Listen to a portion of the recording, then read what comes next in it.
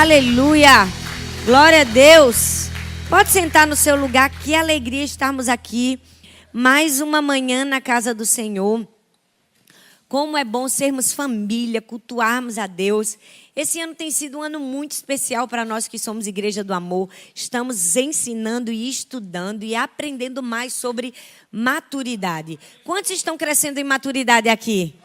Glória a Deus. Tem sido precioso entendermos verdades do céu que podem nos levar a outro nível. E hoje eu quero começar essa ministração fazendo uma pergunta bem sincera para você. Quem aqui, em algum momento da vida, já falou mal de alguém?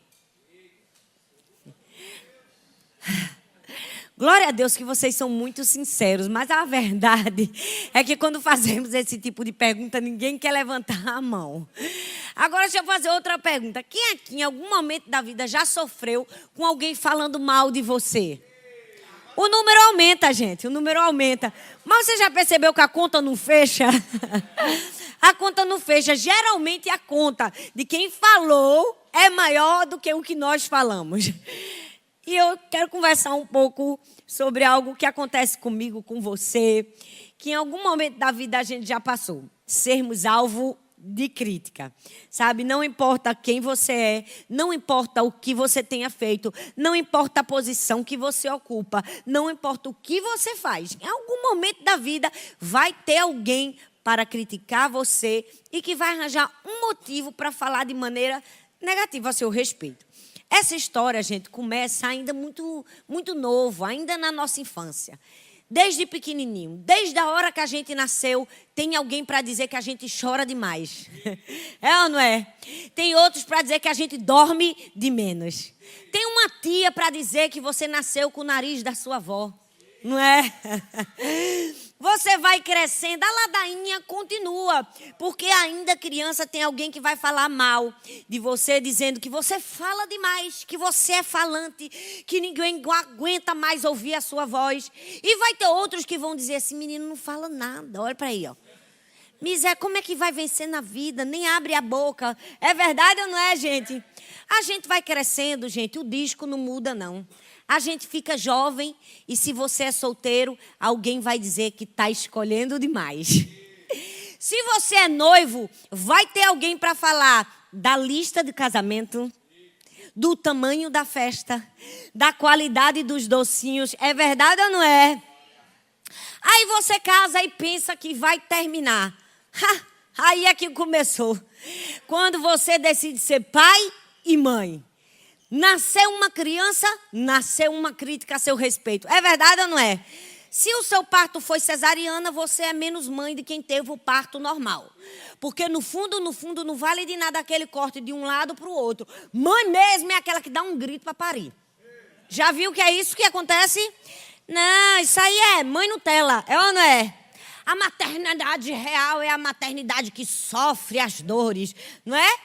Aí o menino nasceu, você pensa, vai melhorar. Esse povo vai esquecer essa ladainha de parto normal, de parto cesariana, de quem é mãe mais forte, de quem é mãe mais fraca. Aí você começa a amamentar, não tem leite, o menino chora, dá complicação, você tem que dar mamadeira, pronto, perdeu a maternidade.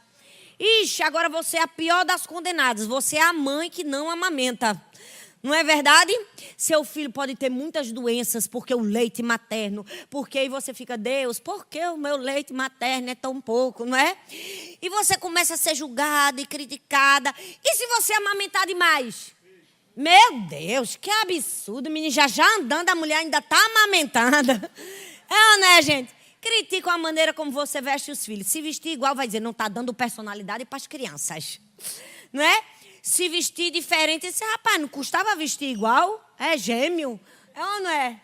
Se você reclama com o filho na frente dos outros, você é uma mãe ignorante. Se você leva para a salinha, diz, deveria ter disciplinado na hora. Gente, a verdade é que a vida é dura e sempre vai ter alguém para nos criticar. Nós não podemos fugir de crítica, sempre seremos alvo de crítica. É assim, faz parte da vida. Hoje eu quero compartilhar mais uma vez sobre Davi. Quem estava aqui na nossa última ministração, como lidar com pessoas difíceis? Se você que está nos assistindo essa ministração e não assistiu, você precisa colocar aí nos seus comentários. Eu vou assistir. Você precisa assistir ela 1 vez, 2 vezes, 3 vezes, 4 vezes, até internalizar. Nós falamos sobre Davi e como Davi teve que lidar com 3 tipos de pessoas difíceis. Sua mulher, seu filho e seu líder. Sua mulher, Mical, seu filho, Absalão e o seu rei, Saul. Hoje nós vamos continuar, porque o coitado do Davi sofreu, gente. Hoje nós vamos falar sobre Davi de uma outra perspectiva. Como Davi lidou com pessoas que falaram mal ao seu respeito. E nós vamos aprender novas lições. Mas, quando a gente falou, na última ministração sobre Davi, aprendemos lições preciosas. Aprendemos que a gente tem que fugir de algumas síndromes. A primeira síndrome é que quando a gente fala de pessoas difíceis, de pessoas que falam mal da gente, a gente tem que apagar da nossa memória essa síndrome de que é sempre os outros. E a gente precisa começar a olhar para nós mesmos e dizer assim, eu posso ser a pessoa difícil.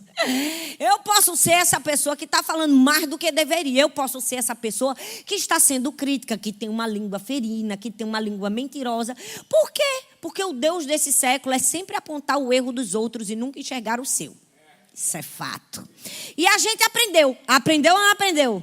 A duras penas, mas aprendeu. Outra síndrome que a gente aprendeu para sair de uma vez por todas é que a gente vai ter que lidar com pessoas difíceis sempre. E que a gente não pode simplesmente descartar as pessoas difíceis, como muitas pessoas estão ensinando por aí. Só ande com quem faz você crescer. Ande com quem leva você para o próximo nível. Fique junto de pessoas que vão fazer você ser melhor. Amém, glória a Deus. Fique junto dessas pessoas. Mas você também não vai poder se isentar de gente complicada. Não vai poder se isentar de gente processada. Sabe por quê? Porque isso não é o evangelho de Cristo Jesus. Isso pode ser um ensinamento humano, pode ser uma doutrina humanista, egocentrista, centrada em si mesmo. Pode ser uma doutrina de uma pretensa humildade, mas não é o evangelho. Porque Jesus andou com os complicados, com os processados. Jesus andou com aqueles que cortavam a orelha na hora da raiva. Foi. Jesus comeu e repartiu o pão com quem ia trair. Jesus andou com cada tipo de gente para ensinar, porque esse é o evangelho de Cristo Jesus. Vivemos uma sociedade descartável. Não está nos meus objetivos, tira de perto de mim. Não senta na minha mesa, não é? Não participa comigo, sabe? Esse não é o evangelho. E nós aprendemos sobre isso nessa ministração. Se você não assistiu, assista. Hoje a gente vai continuar nesse mesmo espírito e vamos aprender com Davi o que fazer quando nós somos alvo de injustiça. Quando nós somos alvo de alguém que fala mal ao nosso respeito. E vamos aprender isso na história de Davi e Golias. Eu tenho certeza que nesse momento tem alguém agora pensando, Davi e Golias, mas eu sei tudo dessa história, um menininho que girou a pedra, meteu na cara do Golias, o Golias caiu no chão, já sei de tudo, eu sei que você sabe. Guarde toda essa sua sabedoria aí no canto, um pouco, no seu bolso. Porque a palavra de Deus é viva, é eficaz, né? É mais penetrante que uma espada de 2 gumes. E numa mesma história, se você só ler Davi e Golias pro resto da sua vida, sempre vai ter uma lição diferente de Deus para você. Amém? Porque não é a minha palavra, nem a sua, é a palavra do próprio Deus. Então, hoje eu quero falar para você e fazer você pensar que quando Davi matou Golias, gente, ele não tinha lido 1 Samuel 17:50, que dizia que tudo acabou bem, não. Ele não tinha a mínima imaginação de que ele ia derrotar um homem daquele tamanho, gente. Eu imagino que ele foi se tremendo todinho, porque ele não sabia o fim da história. E para piorar a situação, no meio desse caminho, falaram mal dele. No meio desse caminho, desprezaram ele. Não foi só um, não. Foi mais de um. E Davi nos ensinou como lidar. Sabe, às vezes, a gente não tem dimensão. E a gente fica pensando que foi muito fácil para Davi pegar as 5 pedrinhas e fazer chum, e jogar. Mas só Deus e Davi sabem o que se passou na mente dele quando ele teve que enfrentar aquele gigante. Só Deus e Davi sabem. Sabe, tem momentos na nossa vida que só Deus e a gente sabe o desafio que é derrubar um Golias à nossa frente. Só quem encara cara a cara um Golias é que sabe o desafio que foi. No fim é bonito, né? Todo mundo fala que uma pedrinha caiu no chão, mas só Deus e eu e você, quando estamos passando por uma situação, sabem como estava o nosso coração, cheio de medo, cheio de insegurança, cheio de incerteza. Mas hoje nós vamos falar e aprender 3 lições preciosas do que Davi nos ensina, do que fazer quando falarem mal de nós. E a primeira lição é que a gente precisa entender que quando falam mal ao nosso respeito, parece a nossa definição, mas na verdade pode ser uma grande mentira. 1 Samuel capítulo 17, do verso 23 ao verso 30, diz assim: Enquanto Davi estava falando com eles, Golias avançou e desafiou todos os israelitas, como havia feito antes. E Davi escutou. Quando os israelitas viram Golias, fugiram apavorados. Eles diziam: olhem para ele, escutem o seu desafio. Quem matar esse filisteu receberá uma grande recompensa. E o rei lhe dará muitas riquezas. Dará sua filha em casamento e a família de seu pai nunca mais terá que pagar nenhum imposto. Então Davi perguntou aos soldados que estavam perto dele: o que ganhará esse homem para que matar esse filisteu e livrar Israel dessa vergonha? Afinal de contas, quem é esse filisteu pagão para desafiar o exército do Deus vivo? Ali eles lhe contaram que ganharia quem matasse Golias. E Eliabe, fala comigo, Eliabe, o seu irmão mais velho. Eliabe era o quê, gente? Eliabe era o quê? Vai guardando isso aí. Eliabe era o irmão de Davi, tá? Não era o inimigo, era o irmão. O irmão de Davi, ouvindo conversar com os soldados, ficou zangado e disse: o que é que você está fazendo aqui? Quem é que está tomando conta das suas ovelhas no deserto? Seu convencido, numa tradução diz: você só veio aqui para ver a batalha. E Davi perguntou: o que foi que eu fiz agora? Será que não posso nem fazer uma pergunta? Então Davi fez a mesma pergunta a outro soldado e ouviu a mesma resposta. Bom, quando a gente fala da batalha de Davi e Golias, a gente se esquece de que falar antes de Davi derrubar o gigante Golias, ele teve que ouvir o próprio irmão falando mal dele.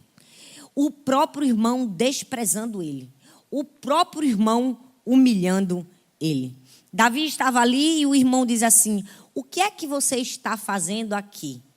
Não sei se você já se sentiu inadequado em algum lugar pensando: o que é que eu estou fazendo aqui? Não sei se você já esteve em um momento que você se sentiu num lugar onde você não era bem-vindo, bem-quisto, onde as pessoas não desejavam que você estivesse ali e você pensou assim: eu estou com vergonha de estar aqui, eu estou me sentindo inadequado, aqui só tem gente superior a mim. Era isso que Eliabe queria fazer Davi se sentir, inadequado. Esse lugar não é para você. Campo de batalha não combina com você. Ele entregou a ele desprezo. Deixa eu te dizer, você vai receber desprezo em algum momento da sua vida. Você vai ser mal interpretado, você vai ser julgado, você vai receber desprezo até de pessoas que não poderiam ter feito isso comigo, com você, nem comigo. Mas faz parte da vida. E a gente precisa entender isso de uma vez por todas. Sabe por quê? Porque a impressão que dá é que está todo mundo muito frágil. Está todo mundo muito frágil. Nós somos uma geração muito frágil. Nós somos uma geração em que o desprezo do outro sempre soa maior para nós do que a aceitação do próprio Deus. Nós estamos olhando mais para o desprezo das pessoas e muito menos para a aceitação e o amor do próprio Deus ao nosso respeito. Já percebeu que a gente dá mais valor ao que o inimigo está dizendo contra nós do que ao que Deus está falando ao nosso respeito? Nós damos voz a quem não deveria dar e tapamos os ouvidos a quem deveríamos escutar. Infelizmente, nós somos uma geração em que sofre demais com o desprezo. Deixa eu te dizer, o desprezo é real? Sim. O desprezo dói? Dói. Mas o desprezo não precisa ser o seu decreto final. Se alguém te desprezou, se alguém falou mal ao seu respeito, você precisa entender, não é o seu fim. Sabe, eu fico imaginando a cena. Davi foi lá para obedecer o seu pai, entregar mantimento para os seus irmãos. E quando ele chega lá, só tem soldado, gente. Todas as pessoas que estavam ao redor de Davi tinham o quê? Tinha porte de soldado, tinha altura de soldado, tinha músculo de soldado, tinha tamanho de soldado, tinha armadura de soldado, tinha espada de soldado. E quem era Davi? Não tinha nada, pastorzinho de ovelha, franzinho de ruivo. Mas ele não se deixou intimidar nem paralisar, porque ele poderia não ter um estereótipo de soldado, mas ele tinha um coração de soldado. Deus está nos convidando a termos um coração de soldado. A gente não precisa ter estereótipo de soldado se nosso espírito é forte o suficiente para não se deixar paralisar diante das críticas. É isso que Deus está convidando a mim e a você. Davi não se deixou ser intimidado. Não tinha nada daquilo que parecia, não tinha nada daquilo que identificava que ele pertencia àquele lugar. Mas ainda assim, quem foi que matou Golias? Foi ele. Nem sempre a gente vai ter tudo que parece que a gente pertence a um lugar. Mas quem sabe Deus quer dar a vitória na nossa mão. É verdade ou não é? Davi não tinha nenhum estereótipo, mas ele não deixou que o desprezo lhe fizesse abandonar o seu propósito. Essa é a primeira lição que eu quero ensinar para mim e para você. Dê as costas para o desprezo, mas não dê as costas para o seu propósito. Sabe, pode até parecer a sua definição, mas é uma grande mentira. A verdade é que muitos Eliabes vão aparecer na nossa vida. Muitas pessoas vão tentar nos dar rótulos, elas vão tentar nos dar definições. Elas vão tentar olhar para nós e dizer: você é um pastorzinho, fedorento a ovelhas. Você é pequenininho. Um ruivo, desgrenhado, não tem porte de atleta, não tem porte de soldado, não tem armadura de soldado, não tem espada de soldado. Quem você pensa que é? É verdade que teremos muitos Eliabes na nossa vida e vamos receber desprezo. Já percebeu? É assim que funciona no mundo, gente. Se você for muito alegre, as pessoas vão chamar você de quê? Exagerada. Quer aparecer. Mesmo que não seja, mesmo que seja só porque você é uma pessoa alegre, mas elas vão te dar um estereótipo. Se você for tímido, ela vai dizer que você é o quê? Mal-humorado, chato, antissocial, mas não é, você só é tímido. Mas é isso que o mundo faz. Se você for uma pessoa amorosa, dócil, vão dizer que você é o quê? Besta. Vão dizer que você é o quê? Passivo. É verdade ou não é, gente? É a verdade. Se você for uma pessoa muito otimista, se suas lentes para o mundo forem sempre positivas, vão dizer que você é bobo. Vão dizer que você é utópico. Vão dizer que você é sonhador. Mas o que é que a gente precisa fazer diante disso? A gente precisa lembrar das palavras de Cristo ao nosso respeito. Eu amo que no Salmo 139, versículo 16 e 17, diz assim: os teus olhos viram o meu corpo ainda informe. E no teu livro todas essas coisas foram escritas, as quais em continuação foram formadas, quando nenhuma delas havia. E quão preciosos me são, ó Deus, os teus pensamentos. Quão grande é a soma deles. Deixa eu te dizer, todas as vezes que um Eliabe tentar te definir sobre quem supostamente ele acredita que você é, você precisa se fazer uma pergunta: essa é a definição dos pensamentos de Deus sobre mim? Por que nós acreditamos nos Eliabes e não fazemos a pergunta: realmente é essa a definição que Deus tem ao meu respeito? O problema da gente é que a gente é muito emocional. Emocional para o que as pessoas falam e pouco emocional para o que Deus diz ao nosso respeito. A gente se esquece de interpelar e dizer assim: será que é isso mesmo que Deus fala sobre mim? Será que Deus diz isso mesmo ao meu respeito? Então, se você está aqui hoje para aprender como responder a pessoas que falam mal de você, a primeira chave que eu vou te dar é: faça a pergunta: será que é esse mesmo o pensamento que Deus diz ao meu respeito? Mas sabe qual é o problema? As pessoas não conhecem a Deus, não conhecem a palavra de Deus. E aí, quando elas recebem o desprezo, elas acreditam no desprezo, porque elas não conhecem a palavra e o decreto de Deus ao nosso respeito. Elas não conhecem quando Deus diz que nós somos filhos amados, que nós somos sacerdócio real, nação santa, povo de propriedade escolhida de Deus, que nós fomos chamados para um propósito, que nós faremos coisas maiores no nome daquele que nos chamou. Elas se esquecem de examinar as Escrituras e assumir para si aquilo que Deus falou. Nós precisamos entender, não somos a definição dos outros, somos a definição de Deus. Mas Eliabe não só perguntou assim, quem você pensa que é para estar aqui? Não, foi mais profundo, foi pior. Ele disse assim, ó, com quem você deixou as poucas ovelhas? Desprezou por uma segunda vez. Ele quis dizer assim, rapaz, você nasceu para pouca coisa. Você é só um pastorzinho de poucas ovelhas. Seu lugar não é no campo de batalha. Seu lugar é no pasto. Quantas vezes nós não recebemos Eliabes na nossa vida que diz assim, seu lugar não é aqui não. Seu lugar é em casa. O que está fazendo aqui? Oxe, está querendo ser líder de célula? Querendo servir? Não. Nasceu só para, como muitos falam com muitas mulheres, só para pilotar seu fogão. Você não tem voz. Deus não mandou nem você falar. Quem você pensa que é para querer ensinar algo a alguém? Você é um novo convertido. Olha só. Sempre vai ter um Eliabe com uma fala dessa, com um desprezo desse. O que é que a gente precisa fazer? Não ceder às interpretações erradas. Não ceder às mentiras.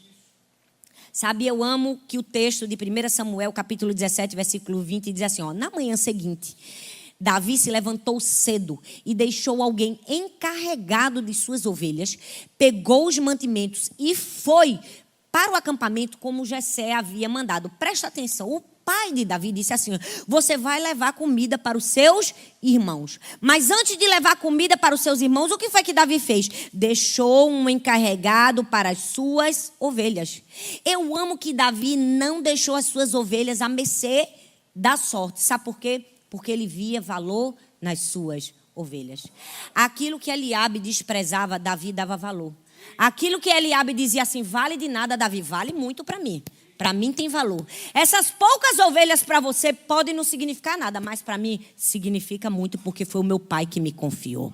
Sabe, nós precisamos aprender que aquilo que está nas nossas mãos pode até parecer pequeno. Se foi Deus que nos confiou, nós precisamos dar o devido valor.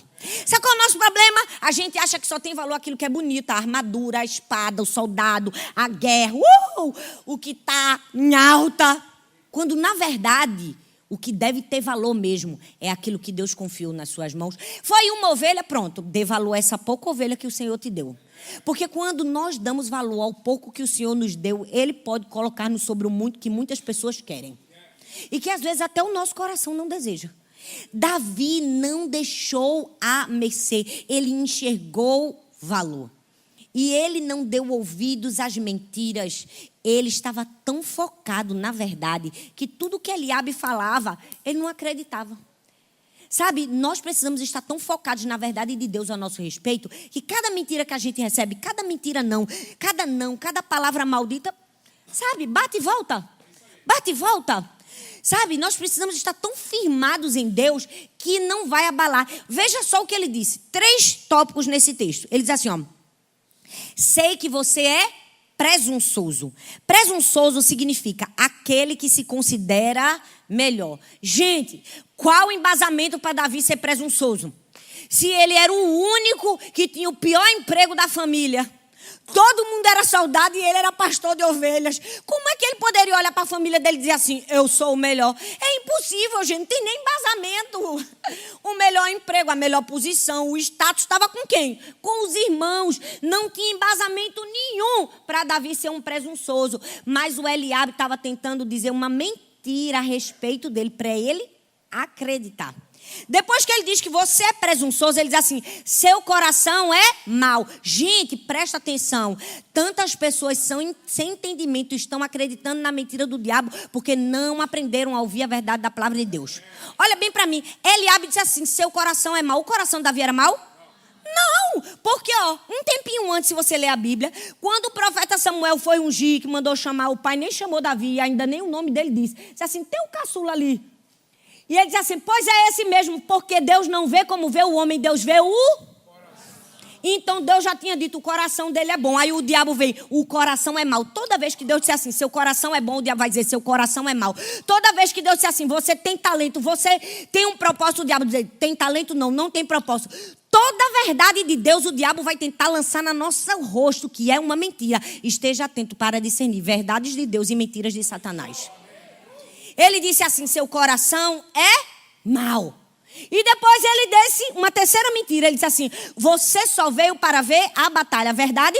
Mentira. Ele foi para lá por quê? Ele foi em obediência. O pai dele disse, você vai levar a comida. Ele era só entregador de iFood. Ele não foi para ver batalha.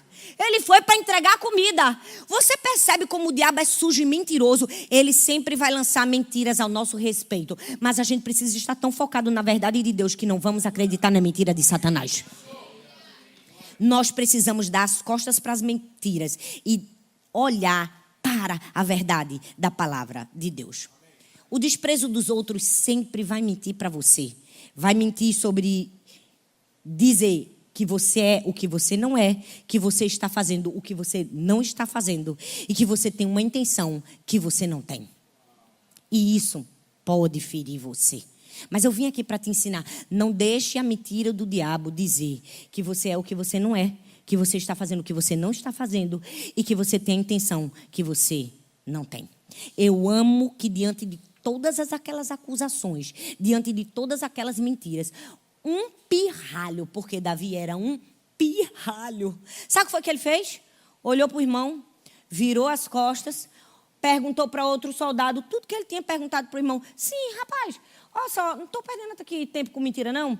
Eu só queria saber qual vai ser o prêmio, que é a vitória, eu vou ganhar. Me fala aí qual é o prêmio que eu vou receber. Sabe qual é o nosso problema? A gente fica, ai meu Deus, Eliabe falou isso de mim, pastor.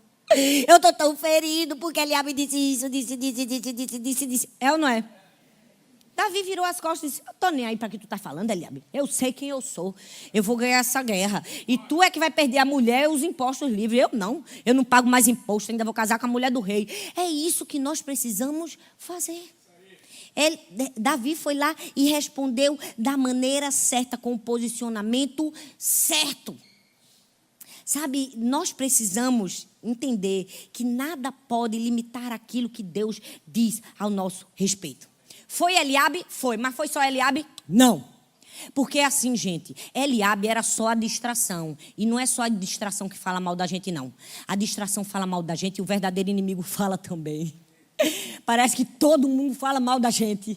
Quando Deus tem um propósito na nossa vida, tem um Eliabe para falar mal, mas também tem um rei para falar mal. Por quê? Porque chega no ouvido de Saul.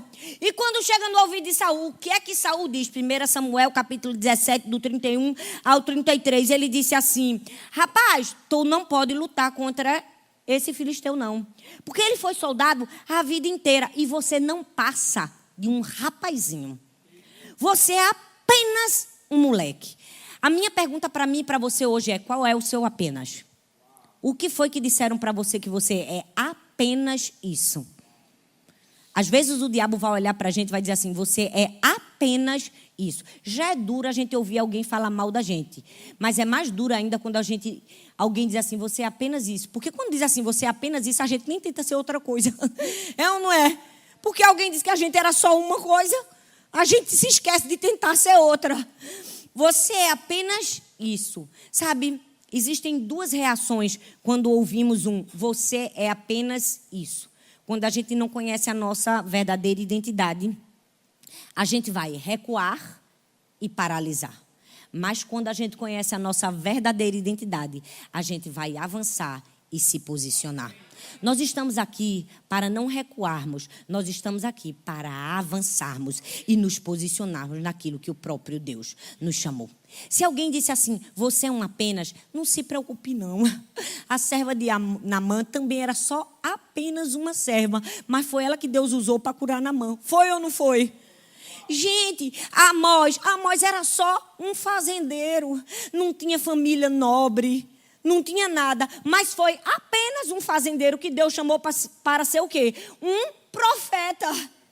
José era apenas um escravo, gente. Humilhado, esquecido e abandonado pela sua própria família. Mas foi só o apenas José que Deus levantou para salvar toda uma geração da fome.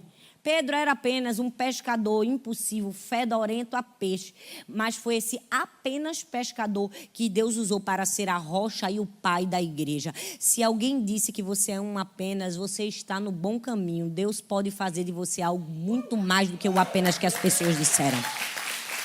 Deus pode fazer muito mais. Então entenda, pode até parecer a sua definição, mas é apenas uma mentira. Sabe por quê? Porque eu amo que Deus não nos escolhe por causa daquilo que nós fazemos. Deus nos escolhe por quem nós somos. Eu amo Jeremias capítulo 1, versículo 5, que diz assim: antes de formá-lo no ventre eu o escolhi, antes de você nascer eu o separei e o designei profeta às nações. Eu amo que quando o Senhor dá essa palavra a Jeremias, ele diz assim: ó, Jeremias, eu te escolhi antes de formá-lo no seu ventre. Porque tem um momento que quando Saul, né, diz assim, você é apenas um rapazinho. Aí Davi diz assim, ó, rapaz, eu sou até apenas um rapazinho, mas deixa eu te dizer, eu tenho experiência. Ó, eu já matei um urso, eu já matei um leão. Era como se Davi tivesse dizendo assim, me coloca no time treinador. Me bota na frente, me tira do banco de reserva que eu sei lutar. Eu tenho experiência. Aparentemente eu sou pequenininho, mas rapaz, tu nem sabe, já matei um urso, já matei um leão. Era como se Davi estivesse puxando o currículo dele para Saul.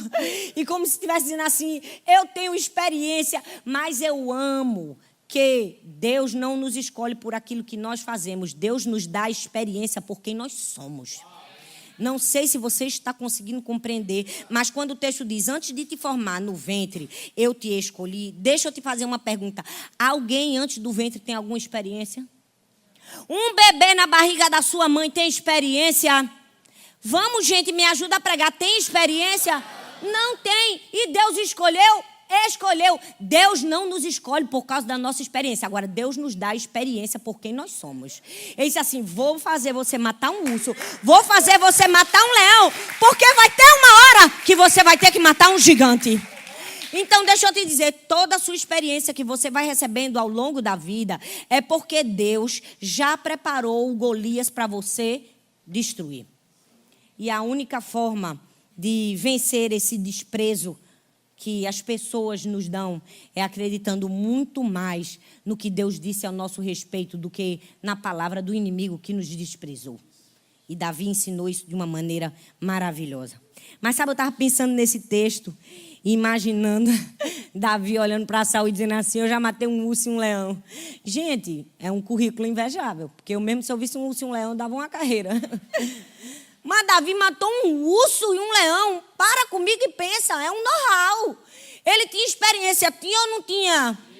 Tinha. Mas será que Davi matou um urso e um leão porque ele era corajoso? Não. Deus falou comigo assim, sabe por que Davi matou um urso e um leão? Porque ele estava cuidando dos negócios do seu pai.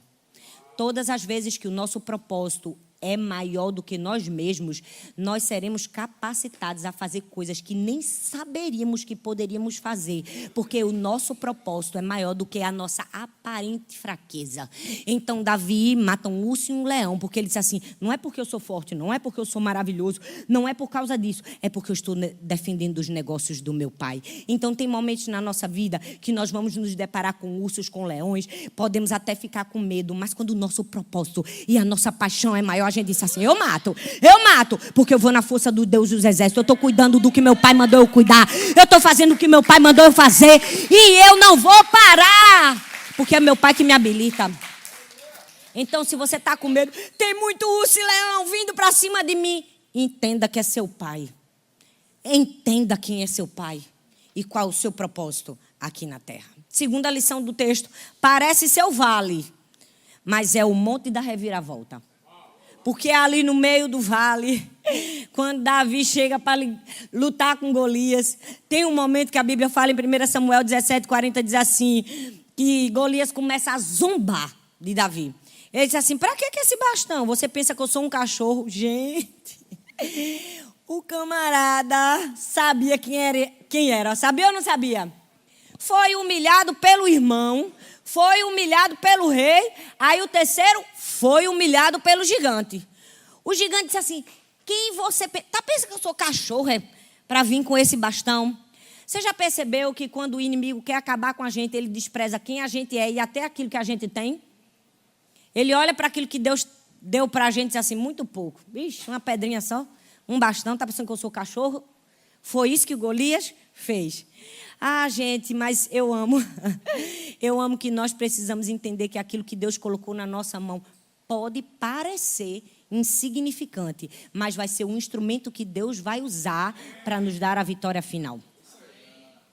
Olha só, eu fico me lembrando de uma ministração que eu preguei sobre o povo de Israel quando estava cativo na Babilônia. Não sei se você já assistiu essa mensagem. Se eu não me engano, é Louve na Dor.